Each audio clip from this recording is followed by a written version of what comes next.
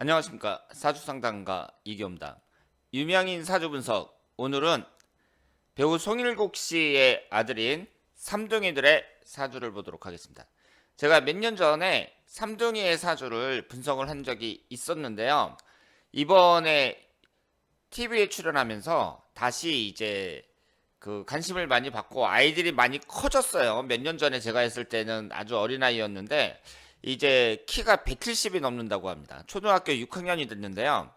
이 아이들의 사주를 다시 한번 분석을 하고 몇 년 전에 할 때에는 제가 이 시주가 달랐습니다. 아이들 태어난 시간이 9시 초반에 태어났는데 오전에 태어났는지 오후에 태어났는지는 모른다고 합니다. 지난번에는 제가 오전에 태어난 걸로 했거든요. 그런데 이번에는 오후에 태어난 것으로 보도록 하겠습니다. 왜냐하면 사주가 오전에 태어난 것보다 오후에 태어난 게 더 좋아요. 자, 그러면 이 아이들의 사주가 임진년, 개묘월, 병자일, 무술시 이렇게 됩니다.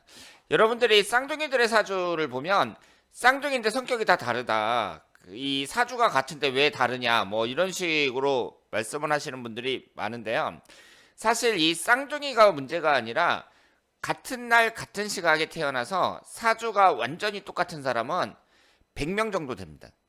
지금은 아이들을 적게 나니까 한 50명 정도 되겠죠. 제가 태어났을 때 60년대, 70년대 이럴 때에는 베이비붐 세대잖아요. 아이를 많이 낳았으니까 지금 저하고 똑같은 사주를 갖고 있는 분들이 우리나라에서만 한 100명이 넘어요. 같은 남자 중에. 이 사주가 똑같다고 하더라도 그 사람의 얼굴 생김새라든가 그리고 집안 환경이라든가 모든 것이 다르잖아요. 그리고 아이들이 쌍둥이라고 하더라도 인생을 살아가면서 겪게 되는 모든 여러 가지 상황이 다 다르단 말이에요. 그렇기 때문에 사주가 같다 그래서 그 사람의 인생도 똑같아야 되고 뭐 성격도 다 똑같아야 된다. 이렇게 보기에는 어렵습니다. 물론 운의 흐름은 같다고 봐야죠. 그리고 나중에 이제 결혼해 갖고 또 어떤 배우자를 만나느냐 여기에 따라서 많은 변화가 생긴다고 볼 수 있습니다. 지금 이 삼중인들의 사주를 보면 목기운 하나, 화기운 하나, 토기운 셋, 금기운이었고 수기운이 세 개인데요. 금기운은 여기에서 여자운을 나타냅니다. 그리고 지지가 월지 포함해서 도화살이 강하니까 아버지의 뒤를 이어서 배우가 되더라도 괜찮은 사주고요. 그리고 관성운이 강하잖아요. 관성운이 강하기 때문에 어머니의 뒤를 이어서 공직 계통으로 진출하는 것도 괜찮은 사주라고 볼 수 있습니다. 그리고 여기에서 병화일관인데 나를 도와주는 인성운이 지금 딱 하나 있단 말이에요. 그래서 여기서 봤을 때는 화기운하고 목기운이 용신운이라고 볼 수 있고요. 어렸을 때부터 해갖고 약 40대 중반까지 이때까지 용신에 해당하는 이 목화가 집중적으로 들어옵니다. 그러니까 이 삼둥이들의 인생은 좋은 부모를 만나갖고 이제 중년이 될 쯤 40대 중반 정도까지 됐을 때 이때 운이 더 낫다고 봐야죠. 그 이후의 운보다 그 이전의 운이 더 낫다 이렇게 말씀을 드릴 수 있습니다. 그리고 그 20대 중반에서 40대 중반까지 병호대운, 정미대운의 좌우충, 자미원진 이런 식으로 되거든요. 이것은 약점입니다. 왜냐하면 결혼 정년기인데 이때 이성운이 안 좋고 여자를 나타내는 재성운이 사주에 없기 때문에 여자운에 있어서는 약점이라고 볼 수 있습니다. 그리고 여기에 식신상간운이 강하기 때문에 이 아이들의 끼는 상당히 높다고 봐야죠. 그래서 아버지의 뒤를 이어서 뭐 연예인이 되는 것도 괜찮고 그리고 어머니가 판사니까 머리도 좋을 거란 말이에요. 공부를 잘하면 그 공직계통으로 진출하는 것도 괜찮다고 볼 수 있습니다. 그리고 그 16살서부터 25살까지 이 어린이 청소년 시절의 대운이 좋잖아요. 그렇기 때문에 공부도 잘할 가능성이 높다고 말씀을 드릴 수 있습니다. 그리고 이쪽이 어머니 궁이고 이쪽이 아버지 궁인데 구성도 좋아요. 이 개수하고 병화는 같은 양권으로 구성이 좋다고 볼 수 있습니다. 그리고 여기에 있는 것이 송일국 씨의 사주인데요. 신해년 정유월 기미 1 이렇게 되어 있거든요. 제가 송일국 씨의 사주를 올린 이유는 뭐 송일국 씨가 부인하고 사이가 좋지 않다 뭐 이런 소문이 있다고 해서 제가 한번 살펴봤는데, 송일국 씨의 사주는요, 여자 운이 특별히 나쁘지는 않습니다. 그리고 이혼 가능성이 아주 높은 사주라든가 뭐 그런 건 아니에요. 여기에 보시면 3주만 봤을 때 목기운이었거든요. 그러니까 목기운이 없는 사람들이 이게 관성운이 없으니까 어디에 얽매이는 것보다는